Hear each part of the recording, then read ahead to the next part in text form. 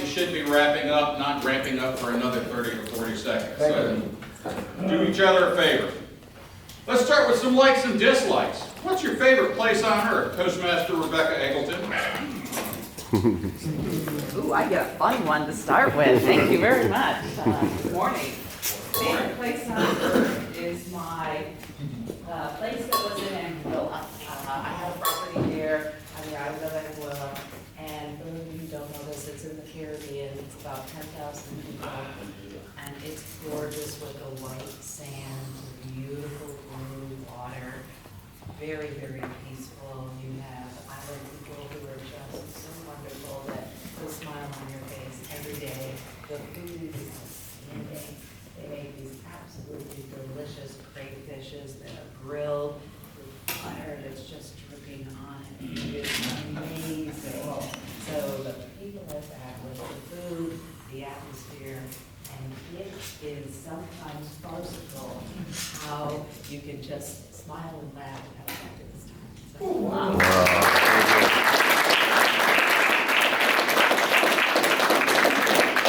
I love it when a Toastmaster talks dirty to us. What is the worst date you've ever been on, Toastmaster Carson Schaefer? Ooh. I went on this cruise with Lazar, Linger, 3 months ago, and I got sick, and I've been sick ever since. I think that's definitely the worst date I've ever been on. Thanks, Carson. Carson, remember the camera. Rebecca's was your favorite place, and I would have normally said the Keys. I lived there for 38 years as a dive instructor. Camera. But things had changed. Yes, that's right. You're watching. But things have changed down there, and I just spent 3 months. And you know the way I marked time? It was Fridays. It was another Toastmasters meeting that I wasn't at. I didn't have anything else except for TV, and I swear to God, I watched every movie you could. But the way the weeks went by, it was Fridays. It was another Toastmaster meeting I missed, and another one, and another one. And every week I thought, oh, I'll be better next week. But that was a farcical thought, because I wasn't, and I wasn't, and I wasn't. And I can't tell you how glad I am to be back with all of you guys. All right.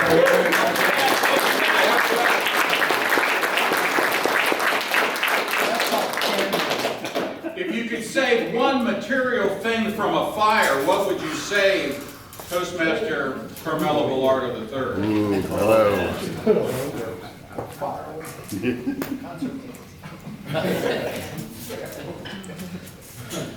No, you bring up a good point. One material thing. Fire.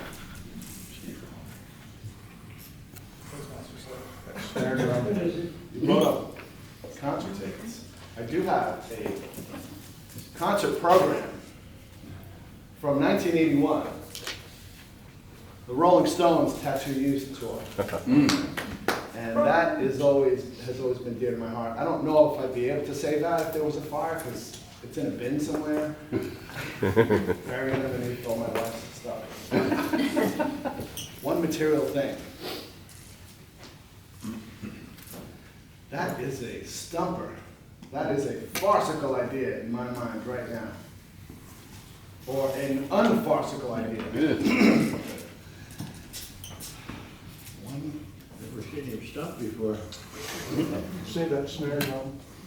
Yeah, the piccolo snare that drives Carson crazy. Very high-pitched piccolo snare. Maybe it's my drumsticks, which are not practice my rudiments, because I need a lot of practice on my rudiments.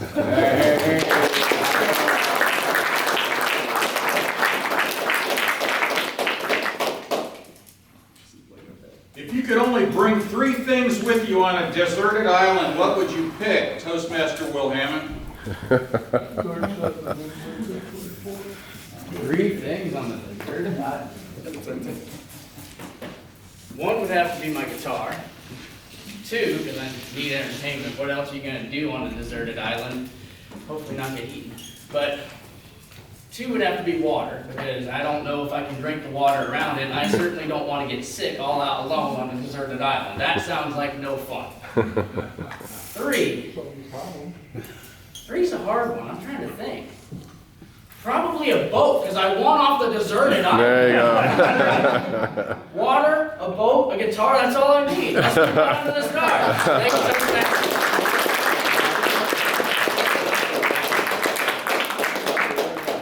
Let's see if we can get some friendly debate going. What is your favorite urban legend that you believe is true? Toastmaster Tim Rickey.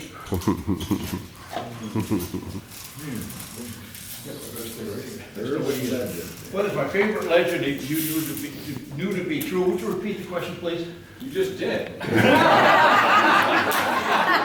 is your favorite urban legend that you believe is true? Wow, that's a tough one. That's it. It is tough. I can't think of anything personal to say about that. However, you hear a lot of things like, well, I don't want to get political, I better not go there. Do it anyway, right? And religious. It's the fact that everybody has a mean streak about them. And they don't. They do have a mean streak about them at times in their life. We all do. But it's to turn it around at the right time and turn it into positive. Now, I'm lucky because you see my blood type is B positive. So, it's part of my DNA. However, I can't think of anything else to say except this about something I recovered from a burnout house. It was our Bible. Went up there in our room, my mother's room was totally burnt out, but in the corner sat the Bible, not a dust, not a mark on it. True story. You got the Bible up.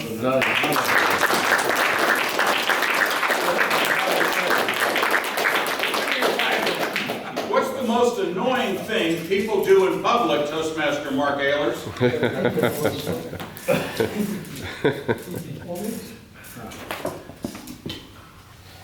Long walk. I think the most annoying thing people do in public is kind of stammer around and try to think of something to say.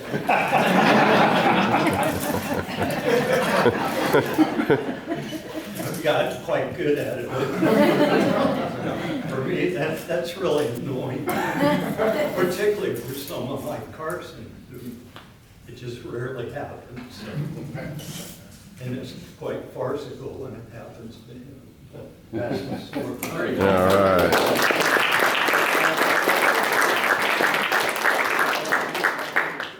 Who's the most overrated celebrity? Toastmaster Carlos Benitez. Yeah, he is. Carlos Benitez. Overrated celebrity. I love Sofia Vergara. Whoa. She's got it all. She's got the whole package. And I'm not farcicaling around. Is that the word? That's the word. But truly, she's discovered on the beach, come to America, limited English, and she is so witty. She is so funny, and her career has just taken off. And I love her in all these other movies that she has. Today, though, today is Groundhog Day. So, if it's cloudy out, so that means it's going to be a short winter. But it's always summer here, so who cares about Groundhog Day?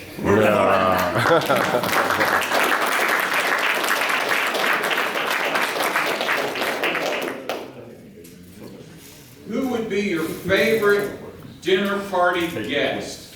Living or dead? Toastmaster Angel Perez. You're up, buddy.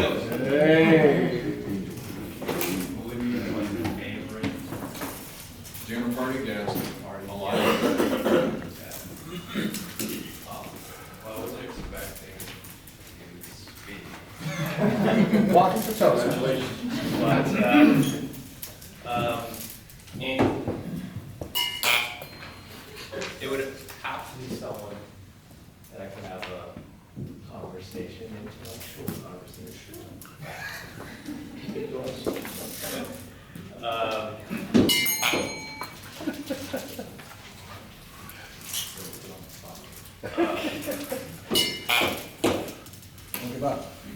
Hang in there. Yeah, man. Hang in Charlie Mike. Get past the green. All right, let's, Good man. I really, I don't have anyone in particular in mind, but let's just, since I mentioned, intellectual, let's bring up Albert Einstein. Sure. I'd love to have a conversation. Remember? with him. I'm sure, him being so interesting and witty and, farcical. There you go, there you go. I'd like to go over.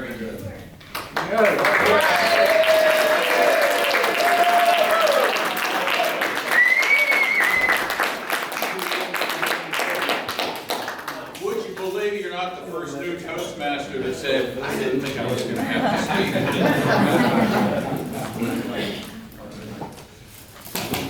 How many close friends is ideal? Toastmaster Gina Resende.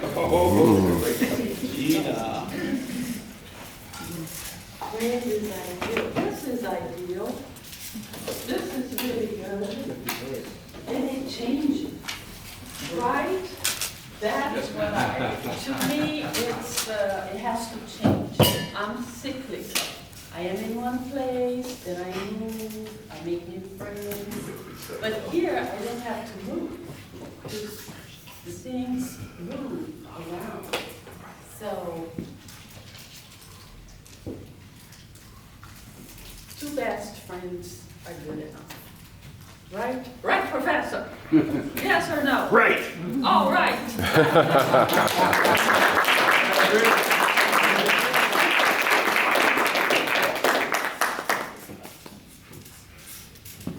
Have you ever broken up with a friend, and why? Toastmaster Kim Blainer. Have I ever broken up with a friend and why? I don't believe I've ever broken up with a friend, although I've drifted apart from friends. I was looking at my high school yearbook the other day, because it's my 50th high school reunion this year. That's my 50th high school reunion. Did I just say that? And I looked in that, and my neighbor Carmen Green and I were good friends, even to my best friend Kim. But I haven't spoken to Carmen in 20 years. So I guess that's what happens sometimes.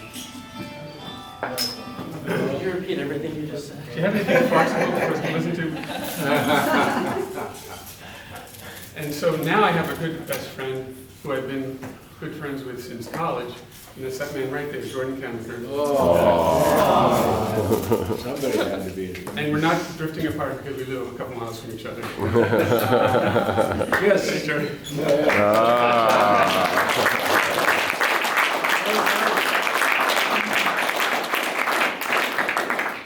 Do you believe in soulmates? Toastmaster Tim Conyer. I have given serious thought, very serious thought, to all the previous table topics. Well, the one I've just gotten, I haven't had enough time, but I'll try. Do I believe in having a soulmate? Is that right? That's the question. No, not really. I think it's important to have close friends. And you are very fortunate. You, two gentlemen, are very fortunate to have each other. I'm sorry, where is he at? Oh, yeah, they're sitting next to each other. You know, I heard someone say if you can count close friends on one hand, you are a blessed person. Mm-hmm. But to have someone you've known all these years and lives close by, what a blessing. I think there's a scripture that says something about a friend close by is better than a brother a long way away. So whether you have family that is really close, or whether you have friends that you hold dear, treasure them, ladies and gentlemen. Treasure them. And occasionally maybe you can be farcical, perhaps heartwarming times, I hope. Thank you.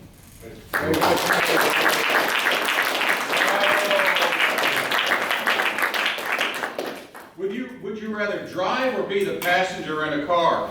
Toastmaster Herman Salazar.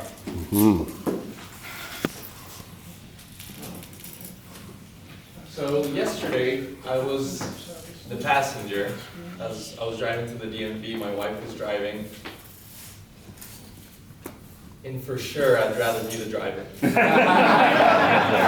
cannot tell you how many times we almost hit the car in front of us. And it was not pleasant to have to bite my tongue anytime that we got close to the other car, or she would swerve into the other car. And I just had to pick my battles. So I'd rather be the one driving because I'd rather have a pleasant relationship. I'd rather have a pleasant time. I'd rather be farcical and not, what's the opposite? Unfarcical. You know? So I'd rather be the one driving. Thank you. This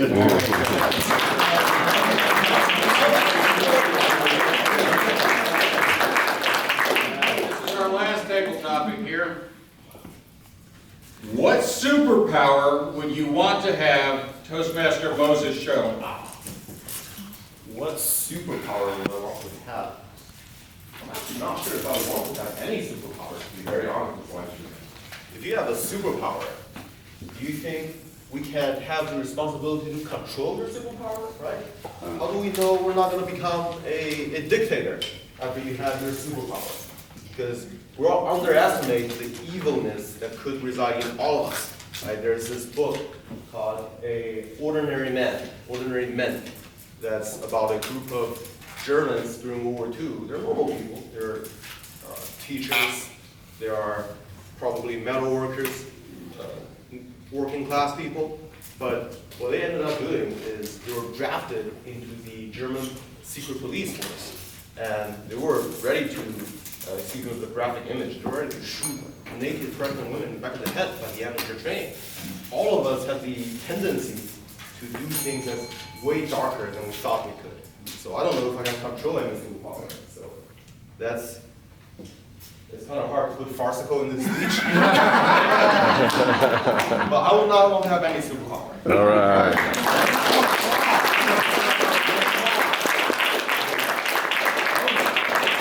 Okay, from the farcical to the sublime. Toastmaster Eva, are there any disqualifications? Any disqualification now?